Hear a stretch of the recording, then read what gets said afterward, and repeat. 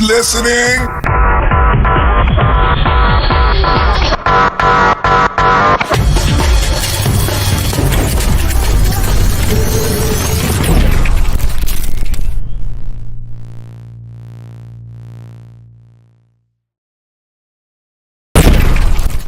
Boom.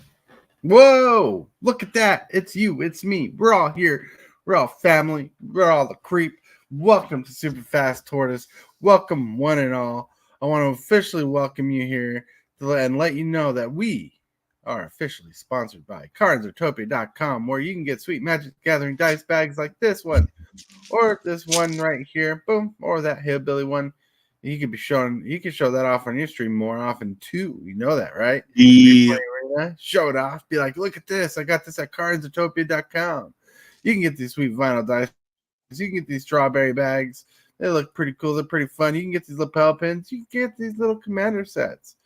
And you can get customized paintings all at cardsutopia.com. That's right. Welcome to Super Fast Tortoise officially. James Willis. James. What's up, James? Yeah. Oh. James Willis, you missed a good game last night. What are you talking about? You know, James Willis was drafting last night. He was playing Magic too. Yeah. He was having fun in person with real people, not a screen. Can you imagine that? In a world like today, you actually hang around with people in person and playing Magic the Gathering? That's unheard of. Like, who wants to go out and socialize with real people? We love our computers. We love being at screen distances away. Yep. James Willis is crazy. Hanging out with real people.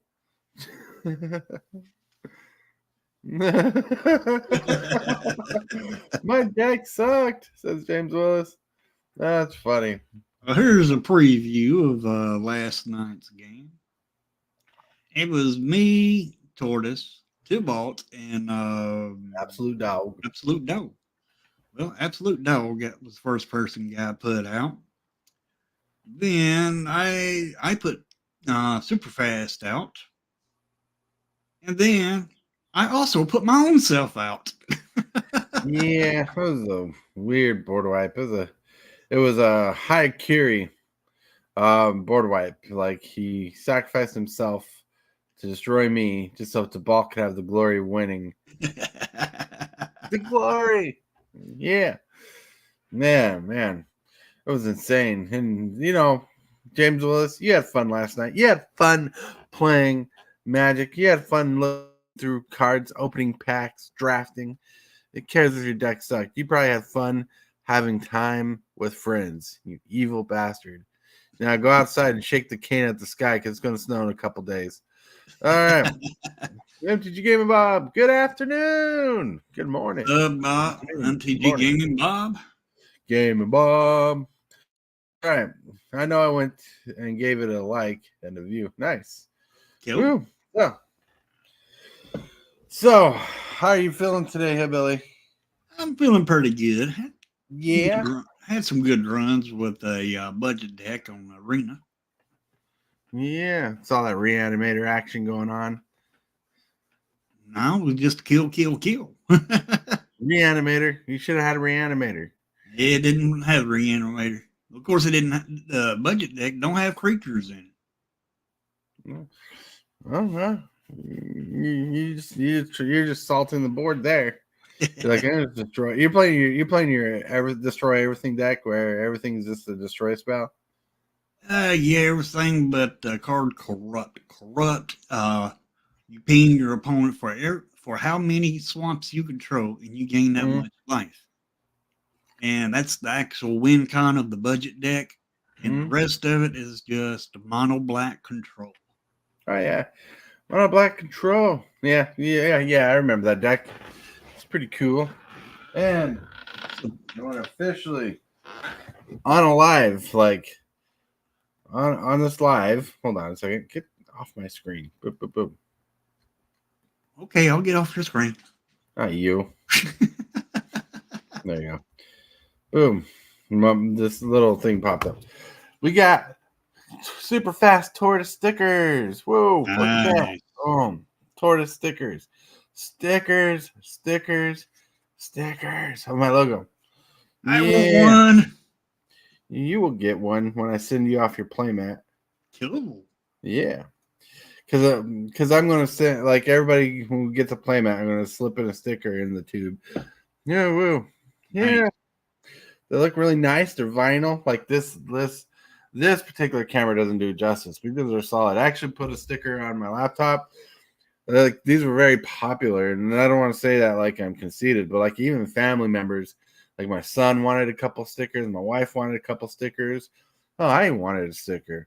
Then people were like, "Those stickers are cool." So we got stickers. Whoa. So what I will do is I'll like when I do trades and stuff, and I'll send a sticker in, whatnot. That'd be Nice. cool. I just want stickers to throw in, and I got a great deal on them. Want to be cool. Plus, it's been a dream of mine to have my logo on products. Like eventually, my logo will be on different products in the future. Nice. Yeah, it's called branding. Yo, no I'm kidding. Oh, so with all that news, and James Willis shaking his cane at me, saying, "Get to the card of the day." Hey, Billy. Oh, is it time for the Is it time? Is it time? Card of the day. The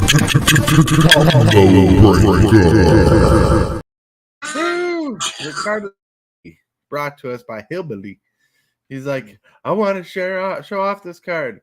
I own a copy of this card. One copy. Anybody, if they feel like it, can send me free copies of this card because I will not say no to an $80 return all enchantment cards from a graveyard to play card. All right. I love Replenish. It's one of my favorite cards I can't afford. I just got lucky in a trade once with this. I figured you'd like that card. That's why I sent it to you. Oh, yeah. Yeah. Replenish costs 3 generic and white. Return all enchantment cards from your graveyard to play. That's all it needs to do. And like I said, I actually own one copy of this. This is a reserved list card. Nice. That's why you don't see this reprinted much because honestly, if it was reprintable, this probably be like a $5 card because how many times it's been reprinted. Oh yeah, most definitely. Mm-hmm. All right, the next and Hillbilly shared this card, Demonic Tutor. Mm-hmm. Costs a generic and a black. So sorcerer. You search your library for a card. Put that card in your hand. The shelf of your library. Pretty solid card. Pretty solid. I own a copy of this card too. I would love to have that card. Yeah, mine's in a deck, so it's not on the trade slots.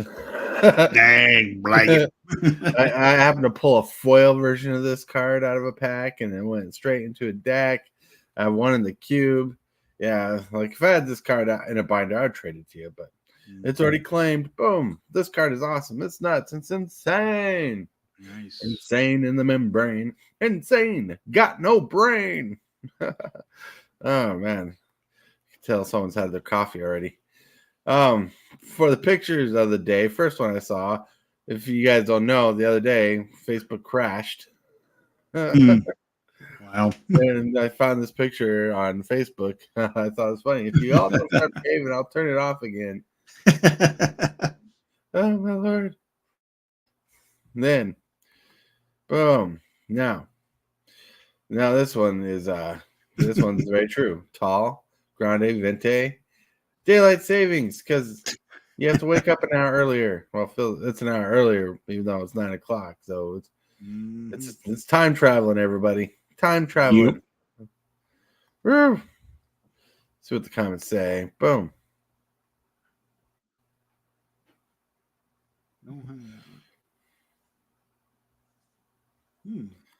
MTG game. Wow, that sells 4 times replenish for less than $5 each. Whoa, man. Jeez. Oh. That must have been a long time ago.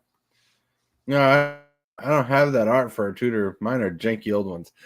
Yeah, janky old ones. Because, the cool looking ones, like the one we sold at the auction, look pretty cool themselves. I don't want to hear it. I want to hear James Willis's jank card collection. This is too awesome. All right. There's several cards that I need for my decks. Well, you just got a deck. You need to learn your deck. I remember the first thing you showed me about that deck was the commander, and you were asking for upgrades for that deck, and you didn't even know what was in the deck itself because you haven't opened it. I mean, what are you trying to do? Build a deck before you saw the deck? Yeah, of course. That's the fun about it. Oh man, you gotta play the deck. Like I gotta play my dinosaurs before I upgraded it too much. Gotta learn the deck, feel it for it. Then I gotta put in cards that were good for upgrading. Because like sometimes the commander is what sometimes the commander runs the deck, and sometimes the deck just supports the commander. And sometimes the commander is to support the deck. Not to be confusing and everything. You just gotta know what the commander's role in the gameplay is. And that helps you out. That helps you out. Ooh. I know what you're saying and everything, but heck, that takes the fun out of it. The fun is playing the game. Playing the game. And those decks are pretty well power leveled. They're not super broken, but they kept up in the game like last night. Yep. Yeah, it did keep up. Now, I did add a few cards to it, so it is upgraded just a hair. Just a hair. Yep. Yeah. All right, let's see. Now let's touch on the topic of the day. The topic of the day is engage in Magic the Gathering the way you want. I didn't know who was joining the show today. So this is going to be, yay, us two. Okay. My monologue is Wizards of the Coast and Magic the Gathering are synonymous to each other, just as Hasbro is to the two of them. It is inevitable that the two combined, Hasbro and WOTC, have been transforming how the game is improved and grows. If you like it or not, truth is we have some new sets and products coming out these days. Not only that, but price hikes as well. We are seeing the rise of products and prices altogether. This is a weird time to be into Magic the Gathering. Also, it feels like WOTC is going through an awkward pubescent stage of their life, like they're going through company puberty, leaving us, the players, buyers, and collectors, in different stances on how to engage with the game, from buying less products to buying only singles, sometimes to boycotting products altogether. Some people feel like WOTC is making too many bad or awkward decisions. What is the best way to interact with these growth spurts? What are the best ways that we think are the ways to interact with Magic the Gathering and their products? Woo! That was a mouthful. Oh. Well, this goes right along with the phrase, buy what you are interested in and not buy boxes. Buy singles. Well, yeah. Look, I mean, what? We just had 4 Fallout Commander decks come out, and out of them I bought 2 cards, 3 of 2 cards, because 2 cards were copies. I interacted with one and interacted with, and I didn't support Wizards by it. I supported a local game store by it, or not a local game store. Well, CardKingdom.com got my money there. I trust Card Kingdom the most. There are good places like some reputable sellers on TCG Player, but Card Kingdom I trust the most when it comes to buying cards. Well, I got a Fallout deck, and I went to my LGS and forked over a little bit of money, got me some card sleeves. I got another creature for the deck, the Kodama of the West Tree. Mm-hmm. So, yeah, I did support my LGS in that area. And I also ended up getting me a deck box for the first time. Your deck box. Hope the deck box works out for you. You can't you kind of learn what you like when you start getting the deck boxes. You know, Yep. like show off your deck box. It is Ultimate Guard. Yeah. Is it leather bound or plastic? It's plastic. Yeah. Neat. How come there's no deck in it? Yeah, because I forgot to put it in it. I used that in the deck box. like deck boxes are pretty neat. Yeah, it's like wearing shoes. Because I ain't got no shoes on right now, to tell you the truth. Makes two of us. See, I like these kind of deck boxes. Mhm. They're little magnetic ones that connect to the back. Oh, yeah. Like this one opens all the way like this. I don't know why they do that, but connects to the back. I like these kind of deck boxes. Hold the deck. See, there's a deck in the deck box. Like this is my dinosaur deck. This is kind of deck box I like.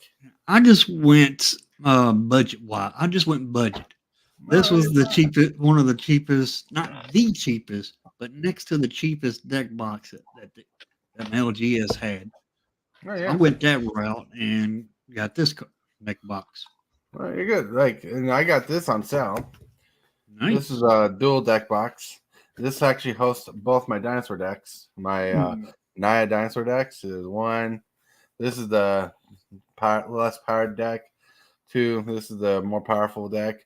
I thought it was pretty cool. And believe it or not, there is a dice drawer I don't use right now. I need to get to put dice in it. But yeah, like I got this for like $20. Like less than $20, I should say. That ain't bad. Oh no! Sometimes you find deals on Amazon. DJ, my deck box is bigger. So supporting your local game store is always a good idea.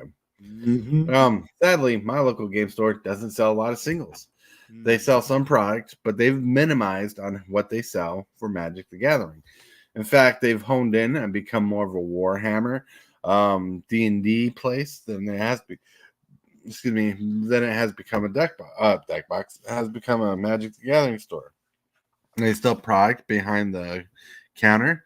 They still sell deck boxes. They still sell dice. They still sell sleeves, but there's the amount they sell is decreased a bit because the interest in Magic there is different, right? And people are interacting with Magic the way they want because they're into other games, which is cool. I mean, we live in an online Magic community where we play Magic the Gathering online when we can.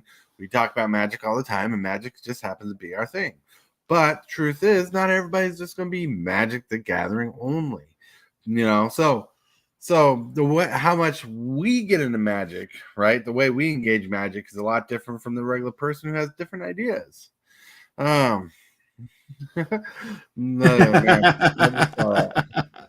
that may be DJ, but we don't know where that deck box has been.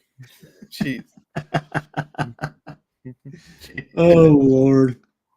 I mean, my LGS, they sell quite a bit of singles and decks and boxes, sleeves. They pretty much got it all for Magic. Right. They dabble in a little bit of Pokemon, and I've seen a box of sorceries there, but I hadn't seen those singles. Which is kind of funny because, like, my local game store doesn't sell singles, and they're very open about why they don't.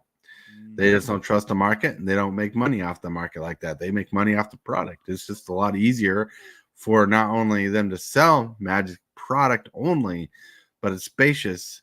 It's spacious for other games that they don't take up with Magic cards only because they make money off their products that they sell more than the singles. I mean, that does make sense because look at all the prices from all the reprints.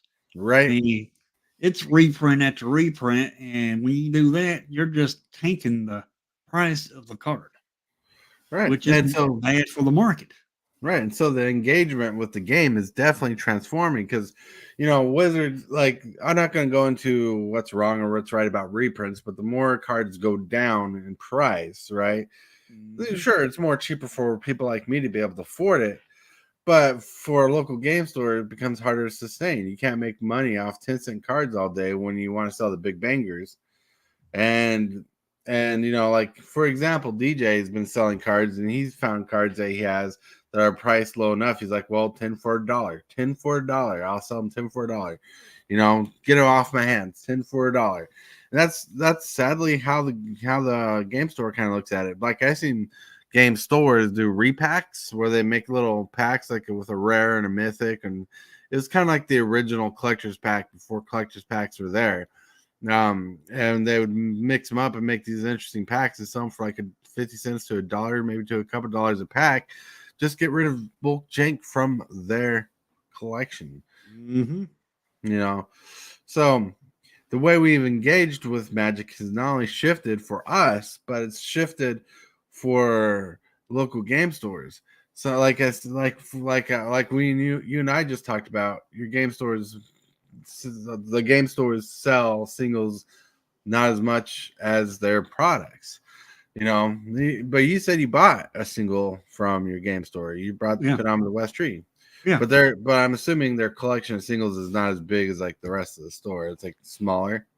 It's from what you said. It's pretty good size now. Oh, but you were just saying that they really don't sell singles. No, they sell the singles, they sell the boxes, they sell they sell everything Magic. And they got just a little bit of Pokemon.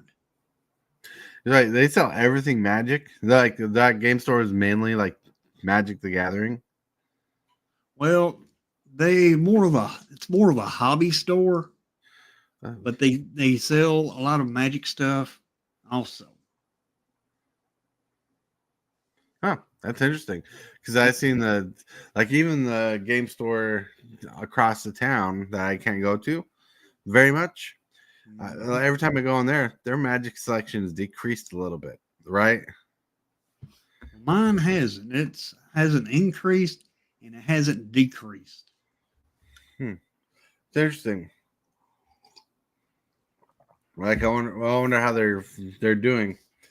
Because like I even like was it the first turn games, you used to have 20 square feet, no, like over 100 square feet dedicated to Magic, and it's shrunken down a little bit. I see. Maybe it's like 1,000 square feet. I don't know the square footage of a store. I'm seeing LGSs near me reducing their MTG footprint, increasing in games like Pokemon, Lorcana, and other One Piece, which is funny because, you know, varying on the area you are in, Game Bob, like I'm actually seeing more of like board games in my area, more board games, more Warhammer, more D&D increasing. I'll be curious to see if stores support Star Wars Unlimited. Well, my wife is curious about that, which is weird. My opinion about Star Wars is that's a new game, right? It's coming out, yeah. It's not out yet. It's a new game. So it's probably going to be like Lorcana. Because, you know, Lorcana, when they first came out, the card market value for those Lorcana cards, well, not the value, but the traffic for those cards was huge. And when Star Wars Unlimited comes out, the traffic where everybody wants to go get those, it's going to be huge. But there's always a die down stage unless they keep it fresh. All right. I think it's officially out now, I think, or next Friday. Okay. Even though Game obviously just released, Pokemon are kind of growing the fast. Well, so yeah, as someone who doesn't want to get salty about card games and stuff, I think it's a healthier aspect to approach these as games first before you do investment. Like don't go into this an investment this yet, right? Right. Like when you like Star Wars coming out, approach it from the gamer standpoint. How does the game run? How does it function? What do you like about it? What you don't like about it? Get involved with the game, right? All right. Magic's already seasoned. You already have your feelings and thoughts about it. Sorry. But like get involved with the game, play the game, nurture the game. And the more you like it, and if everybody else likes it the same way you like it, then that's where the investments will start growing. The value will start growing because you need to build up the interest in the game and the love of the game to get it to that collectible market more. Even though numbers and other things tie into the importance of that. But I'm trying to keep it simple, easy.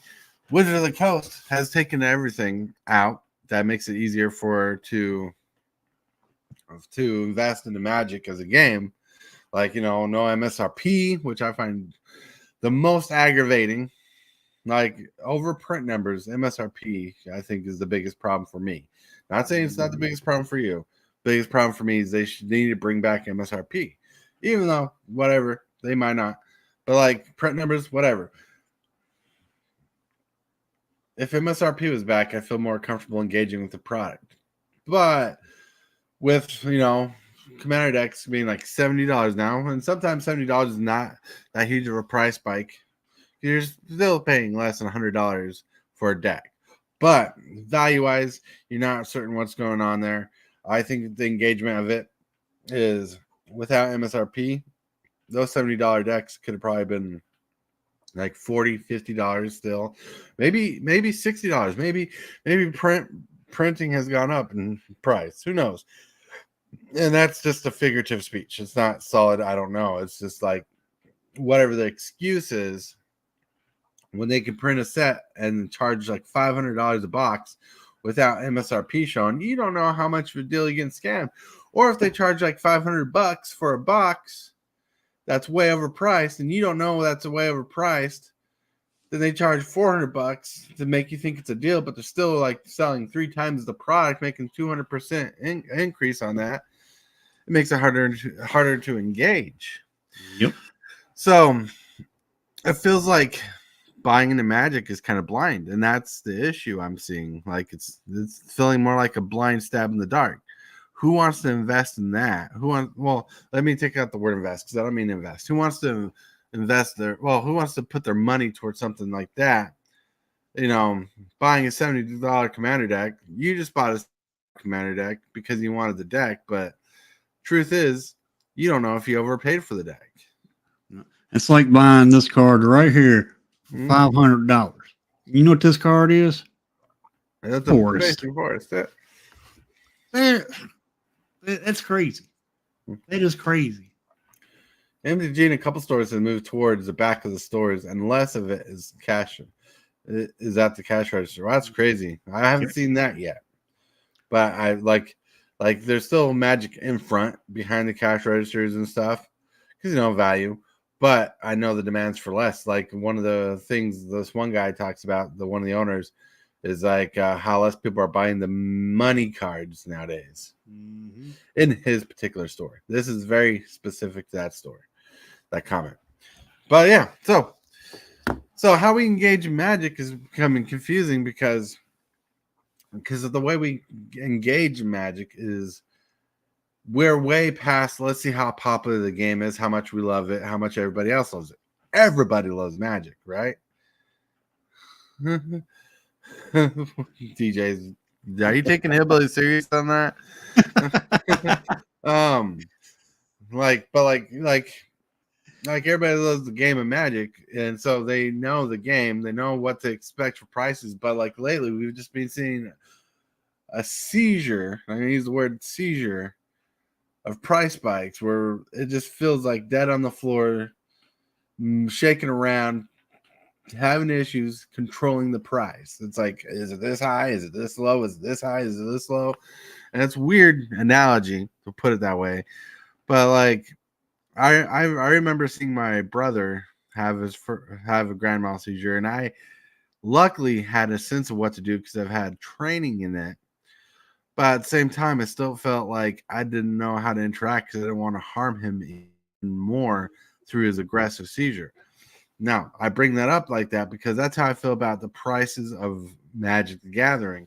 Like, I look at it and I don't know how to interact with it without hurting myself or other people, or hurting myself or protecting myself from the price, because the prices are just It's like a shoot up high, then low, we're still making money because the consumer doesn't know. So the way we engage is just tough. I mean, it's like, buying a commander deck for $200-$300, and you can go buy another commander deck for the 2 or 3 commander decks for that. However, since the prices are so high, you ain't gonna be able to do that. Well, it's just so crazy. Like, what are they really testing out? How much we're willing to pay for a product? How much of the secondary market are they trying to fight? Those are questions I have. Like $500 for a booster box, and this is speculative pricing on some of the sets we've seen, and this is not based on full fact because some of these prices are based off placeholder pricing, right? Mm-hmm. But still, to put $500 on a box to see if people will snag at it, we're already broke. Yeah, how are we supposed to engage with it? You know what I'm saying? Like, how are we supposed to engage with it? Because like, I want to engage with Magic the best way I can. And the best way I can is buying singles. Why pay $500 for a box full of cards that I can get 10, 50-cent cards from, and maybe some rare cards and possibly make some of my money back, where I can buy singles and just buy singles for the dirt cheapest. I spent $12 on 4 cards. 4 cards. And I felt very comfortable with that price range with those cards because one card, I think, could be more. One card is from the Clue set, so it's rare to get. Like, it's from the Clue edition of Magic Gathering, right? So it's rare to get. And I thought the price was fine there. And the other 2 cards were like 50-cent cards. I'm like, people paid money to open these up. Yeah. I mean, there's like, hold on really quick to answer James Willis. Some of it were the new set placeholder cards. Like, they make the listing for like Modern Horizons 3 and Outlaws. They just had some collector boxes. They just had some crazy price there, and it was a placeholder. And they changed a couple of them already because I checked on them. And it's just placeholder. Like, here's a listing. We'll change it later. So I'm not saying they're real prices. I'm saying the speculative prices because, you know, if they're pre-order prices for $500, like, are they really waiting for someone to snag it, thinking that's a good deal? Or why is a placeholder? Why make a placeholder? Why don't you just wait till you have product in hand or no product is ordered? Right. But let's say you're looking for a Shaholdred. We all know how high Shaholdred is. And for not much more money, you can get a whole box. Well, yeah, you may not get a Shaholdred because it is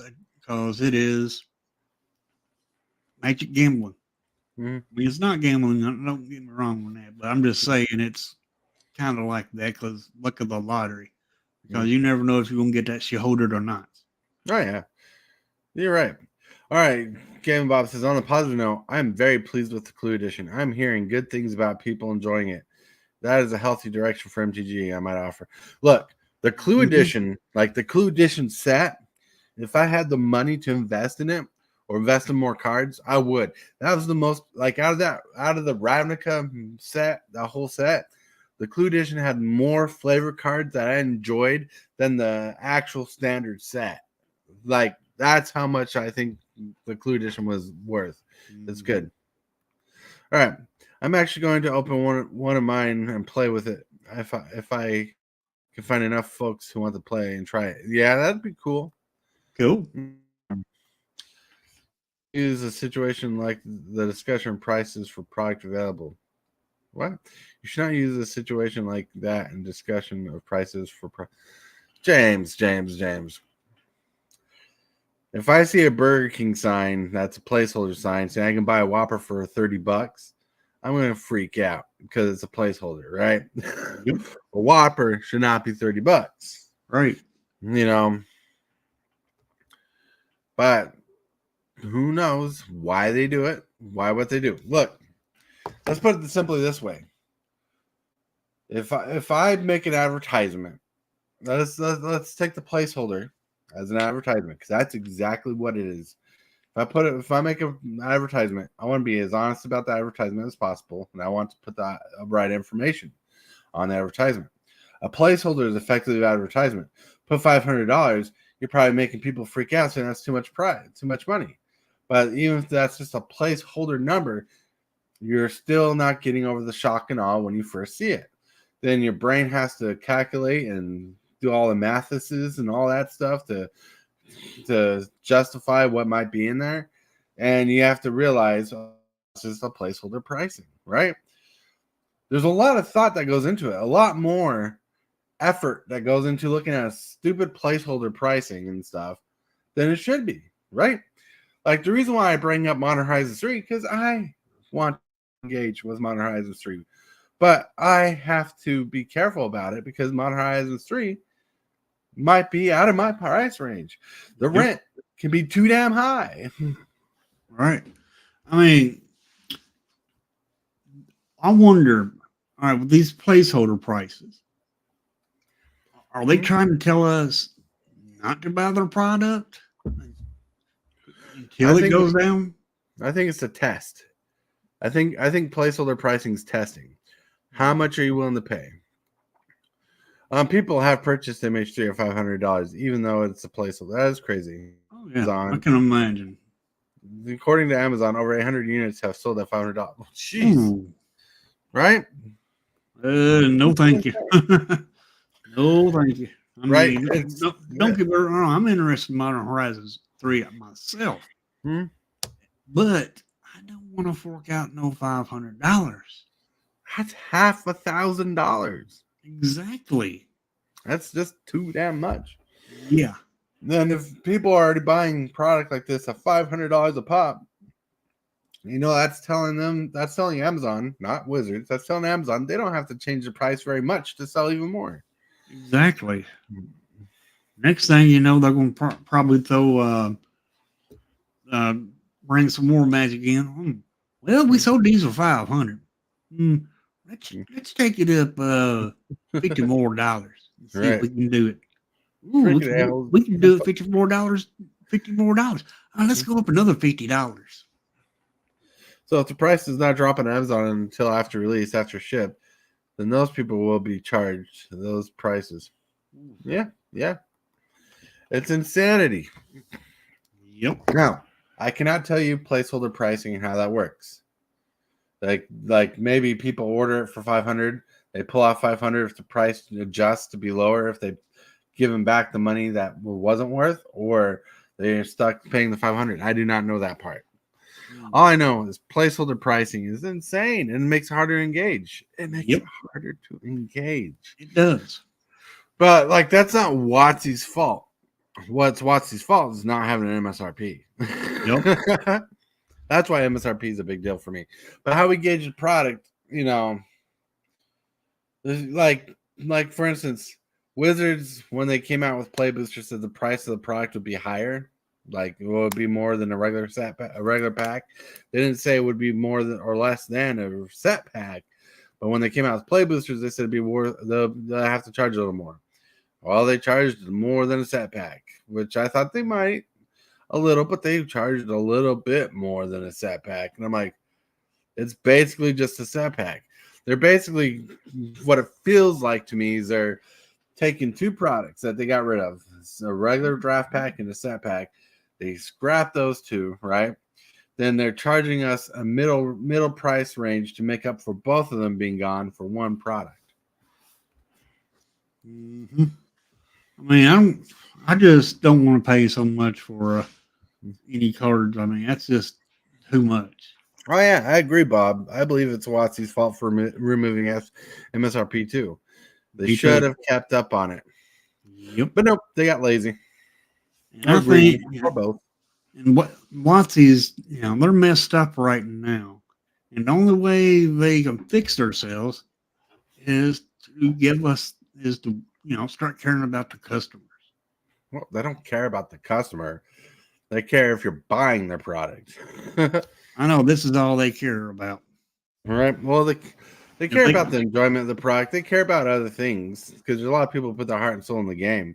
But the front face of the company, Hasbro, cares about the money more than anything else. So it's a mix between the two, but it's more about sales. Because, if we're making the money, and a business should make money, but if they're making the money and making more money, it means we're doing well, and that's all they care about. Yep. Well, the reason why I said that MTG gave me ball is because they did care about us at one time. Because they had the MRSP, they had the other stuff that they offered in the game, in the LGSs. They cared about the LGSs, and now they just got a big head. Well, they always been for profit. People delude themselves, believes otherwise. Well, let me put it this way: I don't think WOTC cared about me. I don't think WOTC cared about Hillbilly. I don't think they care about anyone specific or any group in specific. But there's definitely been a switch from WOTC caring about the product and product being well for the customer. Like they'd care about how the customer would look at the product. Mm-hmm. And they'd care about how the product was interacted with, right? So they kept that in it. Then plus they would not only do that, they'd care about how the LGSs took it in, how they supported the LGS, right?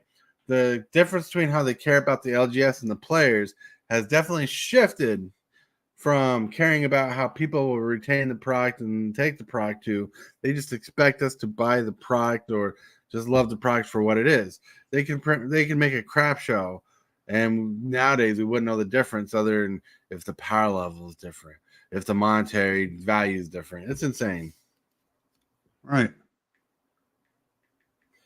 So never in my experience did I ever feel like they cared about the customer. They just had better management. But, maybe that's it, Game Bob. Maybe that's it. But yeah. I mean, yeah, they never did really care about the customers, but they had to care some because of their game. They had to care enough about their game to show customers and bring customers into the game. Well, here's what I'm touching on, and here's what Bob is saying. I believe they used to care about the long-term health of the game, the Magic the Gathering. It has shifted from the highest profit to all costs. So that's where I think where things have changed, because they used to care about the long-term health of the game, and they used to care about the product being good, because a good product would bring people in. Now it's the mass amount of product. Who knows? Mm-hmm. Blah, what's going on? All right. Whew. Heated. Fun. I love it. I love the game. The game's good. I think we need to find our value in the game, how we much appreciate the game. We need to engage in Magic the Gathering the way we want. My engagement is more of the singles market. I rather support the local game stores or website stores rather than buy product most of the time. I mean, I'll buy a deck if I can afford it and want it, but I'd rather buy the singles and improve the decks I have. Mm-hmm. I think it's the best way to engage with it. But look, let me put it this way: the ultimatum. Wizard of the Coast definitely needs to trip and fall when they make their mistakes. They need to learn from their mistakes there, right? They need to scrape their knees a bit, find out that, they're not perfect. Right. But if Wizard of the Coast for some reason failed and had to close down, which I'm not saying they will, there's enough game pieces out there, enough card slots available that we can all build the decks and buy the decks. Now, cards might drop, some cards might raise up. Who knows the chaos of the situation if Wizards of the Coast closed. And nostalgia will bite the people, and people will still invest in Magic, and it'll become a collectible, even if you have to wait 20 years for it to be collectible all over again. But what I'm getting at is, there's so many cards out there in the wild, still cards, even though some cards are thrown away in the trash, some are just sold at yard sales, some are in estate sales, and some are just in the collector's hands or the LGS is buying stuff, right? There's enough product out there that, sure, local game stores probably won't carry Magic the Gathering like old product and whatnot ever so. That part will die. But in the community of people like us who have the cards, we'll keep our cards, play the game as long as we can, and find ways to play. Because even if Spell Table went down, we still have StreamYard. We have other ways to play Commander and games online. So if we play games, invest in the games, our engagement will be different. So what I'm saying is the health of the game will stay at a level like the playing of the game. So if Wizard of the Coast is the fell, they can learn from their mistakes. Don't worry about them failing. Let them fail. Right. I mean, they don't have to fall all the way down, but enough to where they realize, hey, we better do something before we fall all the way down. Well, in a big movement, if you're falling down and you're that big of a business and you realize you're falling down, it's probably a little late to correct. But like I'm pretty sure I don't think Wizards will really ever fall, but I just wish they would realize what they're doing. Right. Like I understand they know they're making profits, but I don't understand. I just don't think they understand how much they're affecting the game as much as they got people supporting the game. Hell, they got people like us giving them free publicity every time we talk about Wizards of the Coast or Magic the Gathering. We're giving them free publicity. They're not paying me a single dime to talk their name, even though I'm talking shit on them right now. But at the same time, I'm keeping people interested in the game or in the topics. Yep. And I'm giving them publicity every day just from playing Arena. Right. That's still publicity. And I think they rely too heavy on that. And they need to take measures in their own hands again. Yep. And they need better management to do it too. You scratch my back, but I ain't gonna scratch your back. Well, why? You already love the game. You already sucked in. You know. Yeah, but they ain't. But that's why it seems like you scratch my back, but I ain't gonna scratch your back. Right. All right. Well, we've carried this conversation on long enough, and we're so late in the game, so we're just gonna play this. The deck of the day is brought to you by Red Cub Leather. High quality leather deck boxes and merchandise. Customizable options are available. The link is in the description box below. All right, there's no deck of the day. I had one ready, but we're so late in the game. I figured we had to just play the clip for the sponsorships and gonna start things down, relaxing, breathe, because we got a few minutes before we get to the shell section. Ooh. Yeah. How you guys out in the chat world? How you doing, James Willis? You okay? Did we piss you off, everybody?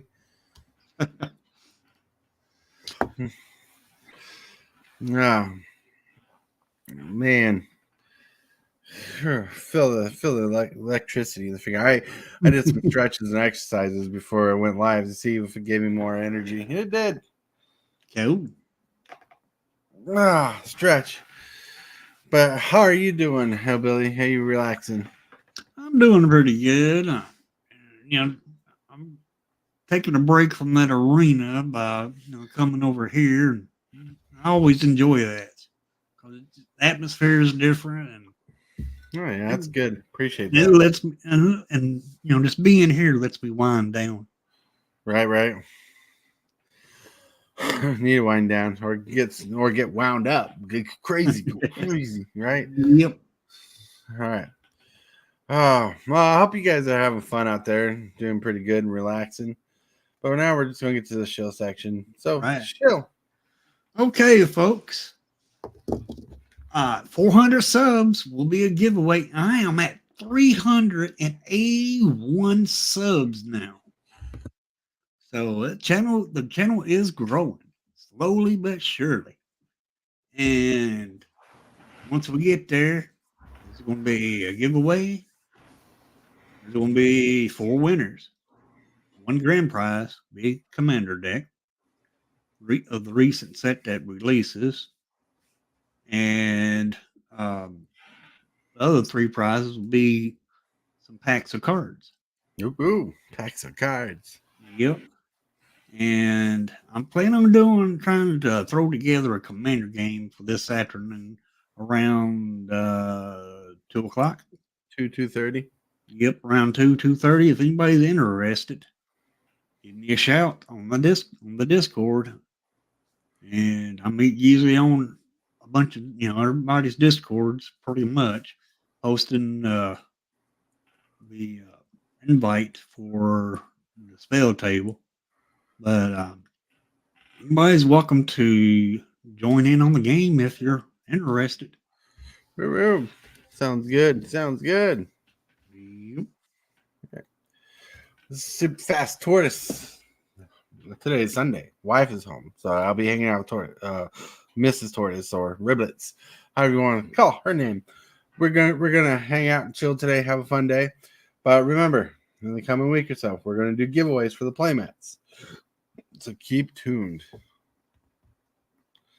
Yeah. Thank you guys for liking. Thank you for subscribing. Thank you for engaging. You guys are awesome. Always remember to listen to Lord Megatron. Shockwave! What is your command, Megatron? Subscribe for Magic the Gathering and other content for evil fun. Fear not, Megatron. Cybertron